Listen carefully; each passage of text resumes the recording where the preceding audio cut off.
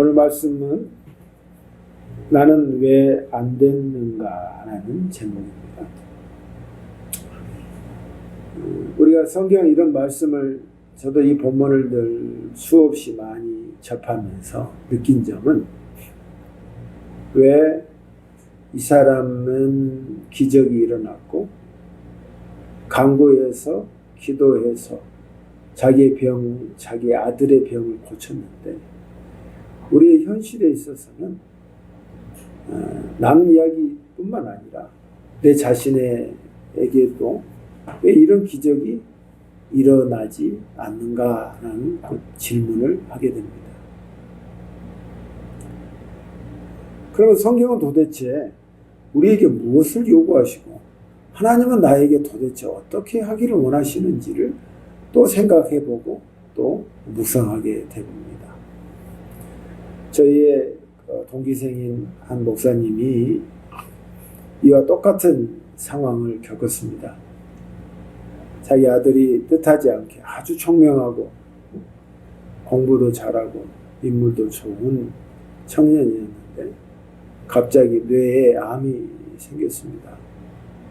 그래서 그 아들을 살려내려고 백방으로 다 해봤습니다. 포도당, 어떤 수료원, 아침 고요 수목원, 비슷한 거, 좋은 휴양지, 자연식으로 하는 암센터, 전국 방방을 다 돌아다니면서 나았다 하는 곳은 다 갔고 주사 한 방에 1,000,000원짜리도 수없이 많이 맞췄습니다. 또 그것뿐만 아니라 하나님께 매달려서 기도를 40일 금식 기도도 하고 그 사모님은 매일 밤마다 밤을 새면서 기도했던 그런 전력이 있습니다. 결국은 1차, 2차에서 다 나은 것 같았는데 어느 순간 갑자기 숨이 멈춰주고 그는 젊은 나이에 또 자식을 이제 막 태어난 4살, 3살 4명이라는 자식을 내놓고 그냥 죽어버렸습니다. 그래서 저희들이 만나면 어떠십니까? 라고 물으면 대뜸 하는 말이 나는 하나님께 너무 배신당한 느낌이어서 기도해도 소용이 없다는 걸 내가 느꼈다. 기도한들 아무런 소용이 없더라. 내가 그렇게 하나님께 매달리고 몸을 다 했는데도 하나님이 나에게 너무 외면하고 냉정하게 대해서 나는 기도 안 하고 싶다 하는 마음을 들었을 때 처음엔 조금 거부감이 있었지만 공감이 되고 느낌이 그 마음이 같이 전해오는 것을 느꼈습니다. 내가 그 처지가 아니고 그 상황이 아니기 때문에 뭐라 말할 수 없지만 얼마나 애쓰고 노력하고 얼마나 자기의 모든 걸 던졌는데 하나님은 너무 매몰차게 자기를 대하신 것에 대해서 하나밖에 없는 아들을 그렇게 보내신 것에 대해서 너무 가슴 아파서 그가 한 표현이 그 마음이 같이 동감이 되는 순간이었습니다. 그리고 이해를 한다지만 우리는 아직 그 마음을 이해 못할 것입니다. 한 이런 정황 속에서 왜 이 사람은 자기 아들을 하나님이 살려주고 왜 그 형님의 자녀는 안 살려주고 또 우리의 문제는 어떤 것은 해결이 되지만 어떤 건 해결이 되지 않고 하는 복잡다단한 인간 세속사의 여러 가지 문제 속에서 오늘 우리는 이 본문과 이 말씀을 어떻게 봐야 되느냐 하는 것이 우리의 숙제고 또 우리가 풀어야 할 문제입니다. 그러니까 어떻게 보면 설교자 입장에서는 이런 말씀을 보면은 된다, 할 수 있다 이렇게 말해야 되는 게 당연하지만 현실적으로 그렇지 않는 경우도 많기 때문에 어떻게 말씀을 지혜롭게 전해야 할지를 고민되는 대목이 아닐 수가 없는 것입니다. 설교자의 고민이고 설교자의 마치 문턱과 같은 딱 걸리는 그런 부분이 아닐 수가 없다. 그러면 어떻게 해야 될까요? 일단 우리의 정황을 다 잠시 품고 있지만 내려놓고 이 말씀 속으로 다시 한번 들어가서 그 원리와 그 마음과 그 당시 때 예수님이 말씀하신 것과 또 이자가 고민하고 힘들었던 그 상황으로 다시 한번 들어가서 다시 일부터 시작하는 것입니다. 나부터 시작하는 게 아니고 말씀으로부터 시작하는 것입니다. 예수님께서 갈릴리 가나에 다시 왔다는 소식이 들렸습니다. 가나는 저도 직접 가봤습니다마는 포도주, 예수님이 물을 포도주로 만든 주님의 첫 번째 결혼식의 사건이 한 곳이었습니다.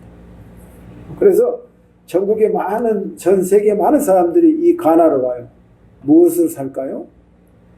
포도주를 사요. 포도주. 예수님 만든 포도주를 물이 변하여 포도주가 된 그것을 많이 산다는 말이에요. 근데 막상 먹어보면 그게 좋은 포도주도 아니에요. 근데 그것을 했다니까 사람들이 막 너도 나도 와서 다 삽니다. 근데 그곳에 예수님이 왔다는 소식을 들었는데 마침 그곳에 한 귀족이 한 사람이 있었습니다. 근데 이 귀족이 자기 아들이 가버나움에서 아픈 병자였습니다. 여러분, 이 귀족이 자기의 아픈 아들을 두었다 하는 말이 뭘 느껴지십니까? 이 귀족은 왕의 신하예요. 다 가졌습니다. 부족함이 없습니다. 모든 걸 누릴 수 있는 사람입니다. 그 당시 때 2000년 전에 얼마나 척박하고 모든 삶이 힘들었습니까? 근데 이자는 그렇지 않았습니다. 그런데도 그에게 문제가 있는 것입니다. 여러분, 우리는 있는 자가 부럽고 모든 게 갇힌 사람이 다 부럽다고 생각하죠? 그러나 하나님을 빼놓고 모든 인생사를 볼 때 다 같은 것이 뭐냐면 다 저마다의 문제를 안고 산다는 것입니다.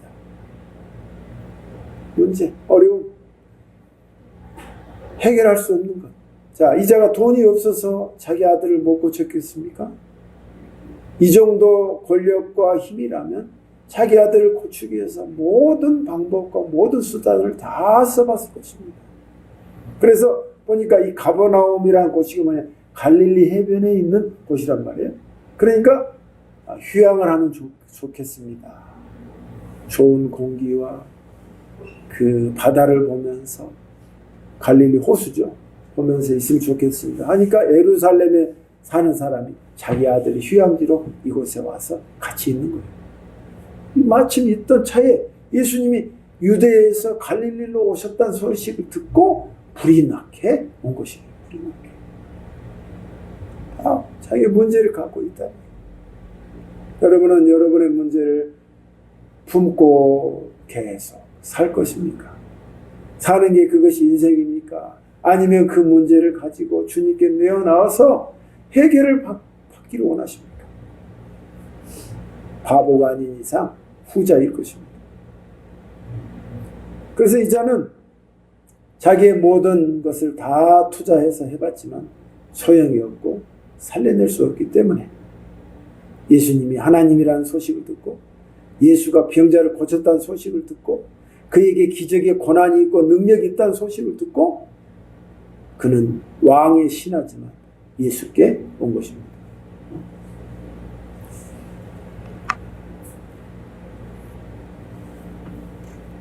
그가 예수를 만났습니다. 그리고 하는 말이 그에게 간청합니다. 우리 아들이 지금 죽을 지경에 있습니다. 우리 아들을 고쳐주시옵소서.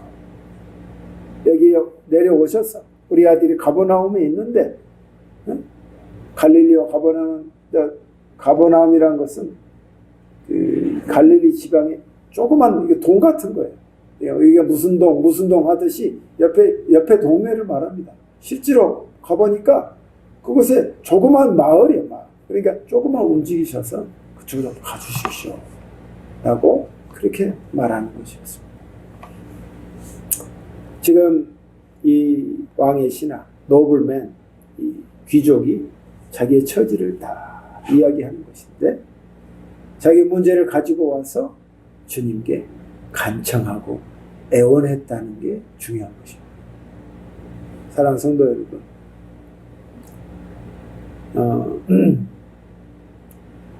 모두가 하나님 앞에 간청하고 애원합니다.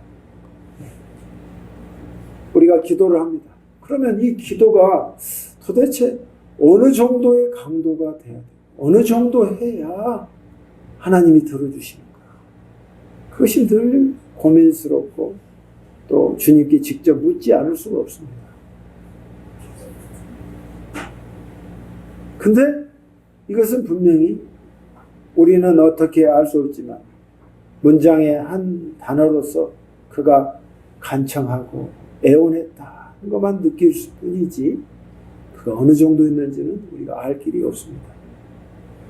분명한 것은 진심과 마음을 다해 하나님 앞에 우리 아들을 살려달라고 기도했다는 것입니다. 주님, 우리 아들을 살려주소서. 우리 아들이 바른 길로 갈 수 있도록 정상적인 삶을 살 수 있도록 도와주시옵소서. 아비의 마음으로 간절하게 예수님께 애원했습니다. 그래서 48절에 예수님이 그러면 뭐라고 말씀하실까 기대를 하는데 예수님이 대뜸 하신 말씀이 48절에 보니까 모든 사람이 말이다.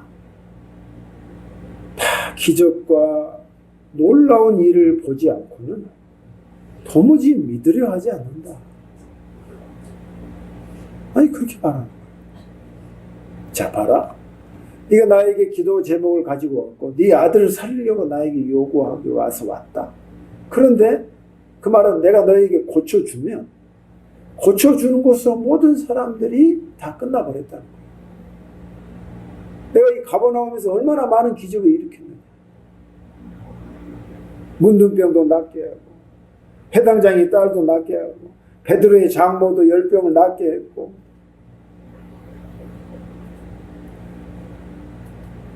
많은 사람들을 고쳐주고 기적을 제일 많이 일으킨 것이 가버나움인데 그곳 사람들이 하나같이 결론이 뭐냐. 병만 낫고 예수를 진정으로 믿지 않았다. 내가 너희에게 요구하는 것은 뭐냐면 병이 낫는 것도 중요하지만 나은 후에 네가 나를 믿고 사는 것이고 그 믿음의 축복으로 인해서 병의 나은 축복은 한번 조그만 작은 것에 불과하지만 네 인생에 예수가 너와 함께하는 그 복을 받을 뿐만 아니라 그것에서 끝나지 않고 천국의 복을 받는 것까지 나는 너를 인도하고 싶은 거다. 근데 왜 너희는 그냥 병을 나았다는 그걸로만 끝내버리냐. 나의 축복을 순간적인 축복만 받고 실질적으로 나를 믿고 사는 것에선 거부하냐 이 말이야. 그게 가버나움의 사람들의 생리의 모습이었다.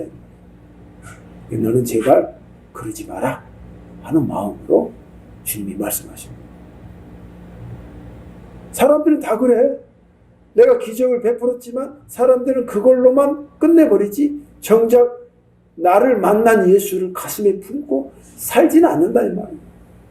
내가 해준 놀라운 기적으로만 가지고만 내 삶을 원래대로 내가 살고 싶은 인생을 살지 예수와 함께 산 인생을 살지 않는다는 거예요. 여러분, 이 땅에서의 주님이 최고의 축복은 무엇일까요? 왕족처럼 사는 걸까요? 아닙니다.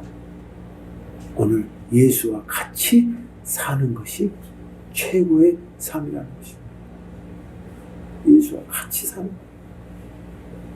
괴로움도 어려움도 힘듦도 예수와 같이 사는 거예요. 예수와 같이 산다는 건 뭐예요? 그분을 인식하면서 산다는 거예요. 인식하면서.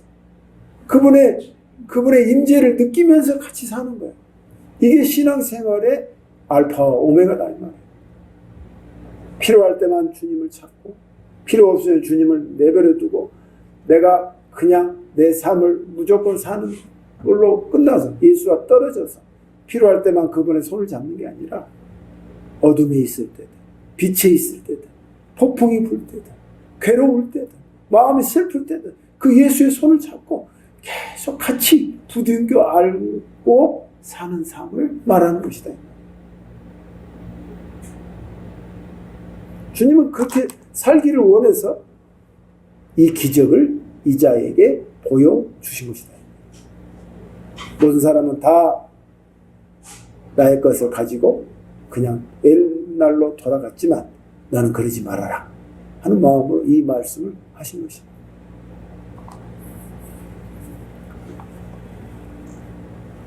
그래서 50절에 보니까 예수님께서 그런 말씀하십니다.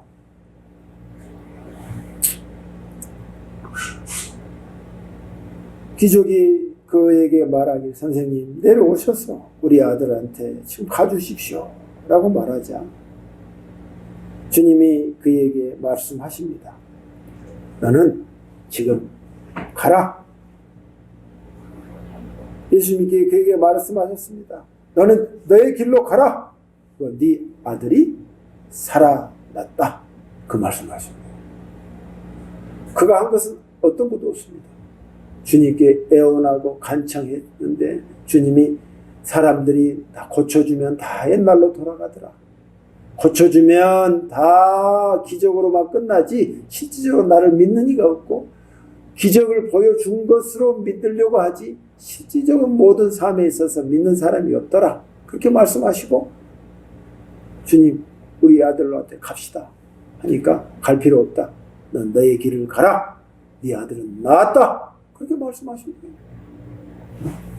그러자 그는 어떻게 말합니까? 그러자 그 남자는 그 말을 믿었습니다. 할렐루야. 믿었습니다. 그 말을. 여러분 이자가 공부를 안 했겠습니까? 왕의 신하면 그 당시 때 최고의 공부를 많이 한 학벌의 소유자일 겁니다. 남을 세상을 경영할 수 있는 능력이 있는 사람이에요. 기성으로서는 최고의 상하탑, 탑 중에 탑이란 말이에요. 이 사람 특징이 뭐죠? 영적인 부분을 믿지 않는 거죠. 여러분 공부 많이 하는 사람 특징이 뭐죠? 이성적인 것에 최고의 정점을 찍었기 때문에 영적인 세계를 믿지 않습니다.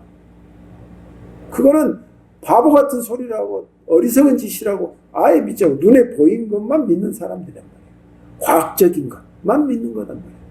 근데 이 사람은 어땠죠? 예수의 말을 내가 뭐 그런 것이 중요한 게 아니라 하나님의 말씀을 그 자리에 믿었다는 거예요. 믿었다는 거예요. 주님은 우리에게 어찌 보면 요구하고 바라시는 게 바로 그것입니다. 네가 많이 공부를 했든 뭐를 했든 여러 생각이 많든 내가 말하면 그 말을 믿는 자가 되기를 원하시는 것이다. 믿는 자. 그 말을 믿었습니다. 믿고 그는 자기의 집으로 자기의 별장이든 그 아들이 있는 곳에 가는 중이었습니다. 그러자 마침 자기의 종이 달려옵니다. 하루가 지났습니다. 달려왔어요. 달려왔어요. 주인님, 놀라운 일이 생겼습니다. 뭐냐? 당신의 아들이 우리 도련님이 나았습니다. 설마 나았다니까요? 그래? 그래서 추적해봤습니다. 언제 나왔는지 계산해보니까 어제 오후에 그 열이 부글부글 끓던 도련님의 열이 순식간에 사라졌습니다. 그때 타이밍이 뭔가? 이 사람이 이성을 이때 쓰는 것입니다. 머리 좋은 것을 이때 쓰는 것입니다. 하나님이 언제 말씀하실 때 언제 우리 아들을 낳게 했을까 보니까 예수님이 나에게 네 아들은 낳았다 너의 집으로 가라 하는 그 말의 시점하고 그 시각이 똑같다는 거예요. 머리 이렇게 쓰는 거예요. 주님을 믿지 않는데 머리 쓰는 게 아니고 주님이 어떻게 역사하셨는지를 헤어보고 카운트해보는 거예요. 아, 예수님이 이때 말씀하신 것 그대로 역사하시고, 주님은 시공간을 통해서 말씀하시면 그 거리가 있는데 상관없이 말씀하심에 역사가 이루어지는구나. 할렐루야구나.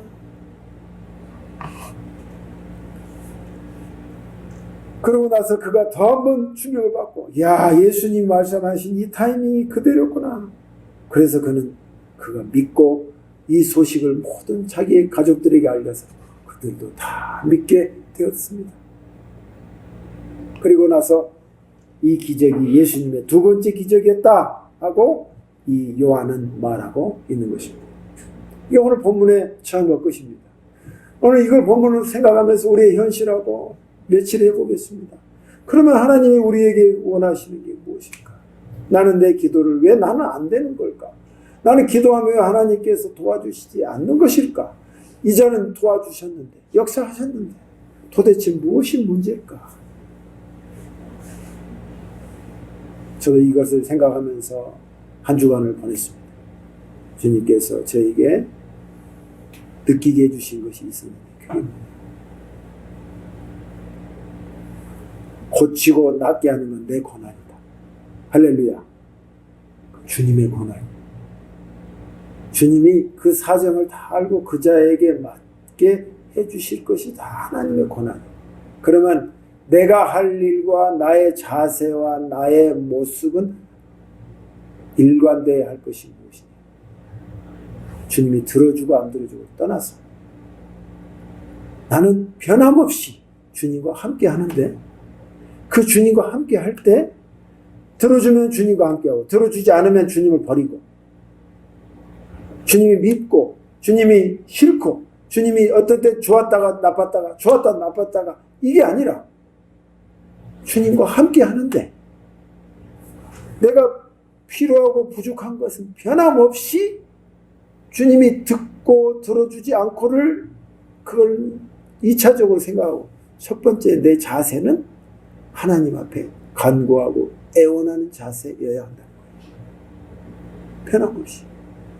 주님이 안 들어주셨는데, 예전에 말이 기도해봤자 소용이 없는데, 그게 아니라 그 우리 아는 그 우리 동기 형님한테도 그러나 그 자에게 큰 무거운 고통이 있었지만, 그러나 변함없이 우리의 자세는, 우리의 마음은 처음부터 끝까지 하나님께 모든 문제를 간구하고 상의하고 애원한다는 거예요. 그리고 주님의 말씀이 이 자에게는 이루어졌지만 나에게는 이루어지지 않았다 할지라도 주님이 말씀하시면, 성경을 통해서 말씀하시던 어떤 일을 통해서 나에게 말씀하실 그것에 대해서 주님의 말은 내가 믿는 거다. 믿는 자세. 내가 공부를 많이 했든 공부를 하지 말았든 이성적으로 내가 높이 최고에 갔든 어쨌든 간에 그게 중요한 게 아니라 그걸 다 내려놓고 주님이 말씀하시면 내가 믿는 거예요. 여기는 갈등이 많습니다. 여기는 번민이 많습니다. 믿어지지가 않습니다. 도대체 마음이 그렇게 가지 않습니다. 그럼에도 불구하고 하나님 말씀을 비교하고 주님께서 주신 그 감동을 작은 것을 가지고 붙들고 주님 제가 믿겠습니다. 소리내서 자꾸 믿어지지 않잖아요. 주님 제가 믿습니다. 하나님은 천지를 만드신 분이고 나를 만드신 분이고 내 인생과 함께 하신 분입니다. 그분을 내가 믿습니다 하는 고백을 자꾸 함으로 인해서 예수가 작은 예수가 아니라 큰 예수로 느껴지고 나의 문제를 하나님 앞에 애원하는 마음은 변함없이 갖는 거예요. 어찌보면 인생살이는 우리 문제가 다 해결되지 않을 거예요. 완벽하게 해결되는 곳은 천국이단 말이에요. 그 천국에 갈 때까지 여러분의 문제는 계속 일어날 것입니다. 그때마다 어떻게 하겠습니까? 예수 붙들고 그 문제에 붙들고 애원하는 것이에요. 간구하는 거예요. 주님, 내가 이런 문제가 있습니다. 내가 누구한테 해겠습니까? 세상에 여러 방법을 했는데 안 되는데요. 주님만이 문제의 해결사인 줄 믿습니다. 하고 주님께 간구하고, 그럼 주님이 나에게 감동을 주든 어쨌든 간에 주님이 이렇게 해결해 주실 줄 믿습니다. 믿는 거예요. 그럼 안 도와주셨어. 에이, 안 도와주셨어. 이게 아니라 주님, 더 좋은 곳으로 주님께서 도와주실 줄 믿습니다. 이 자세를 끝까지 유지하는 거다. 그럼 어떻게 될까요? 주님이 여러분과 그 마음이 같아져서 여러분이 기도한 대로 기도가 무용론이 아니라 기도는 실효이고 기도는 능력이고 나에게 실제요, 나의 사건이요, 나의 기적이라는 것을 여러분이 가슴으로 확 느끼게 될 것이다. 그런 그리스도인, 예수와 함께하는 그리스도인, 주님, 나는 변함없이 주님께 간구할 것입니다. 나는 변함없이 주님의 말을 믿겠습니다. 하는 것을 주님이 우리에게 원하신다. 그런 그리스도인이 되셔서 이 힘든 세상을 뚫고 나갈 수 있는 길은 이 길밖에 없다고 믿습니다. 여러분 문제 누가 해결해 줍니까? 여러분의 아픔을 누가 알아줍니까? 예수밖에 없는 것입니다. 왜? 그분이 한낱 선지자면 우리가 그분에게 녹화하지 않습니다. 그분이 하나님이시기 때문에 나를 사랑하셔서 그 높으신 하나님이 인간의 몸으로 오신 그 하나님이시기 때문에 그분에게 요청하고 구하는 것이다.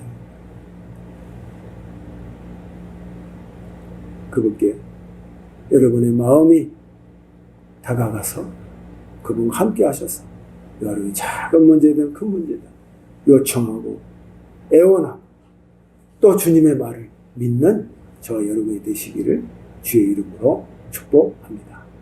기도하겠습니다. 하나님 아버지, 우리가 각자가 참 말하면 여러 가지 문제가 많습니다. 예수 믿어도 뭐 특별하게 다 세상처럼 잘 되는 것 같은 것도 없는 것 같고 또 내 뜻대로 되지 않는 것들이 많아서 우리가 예수에 대해서 하나님에 대해서 서운함이 있는 건 사실입니다. 그러나 그럼에도 불구하고 오늘 말씀을 들여다보니 우리가 갖춰야 할 것이 무엇이냐? 그는 주님에게 끊임없이 간구하는 것이고 주님께 다시금 두드리는 것이고 주님의 말씀을 믿는 내 마음의 자세, 내 영적인 기초에 더욱더 튼튼히 해야 되겠다는 것을 느낍니다. 주님, 이 마음이 우리에게 그대로 주어졌을 때 아버지께서 하늘문을 여셔서 내 병과 내 아픔과 내 문제를 하나씩 해결해 주실 줄 믿습니다. 예수님의 이름으로 기도합니다. 아멘.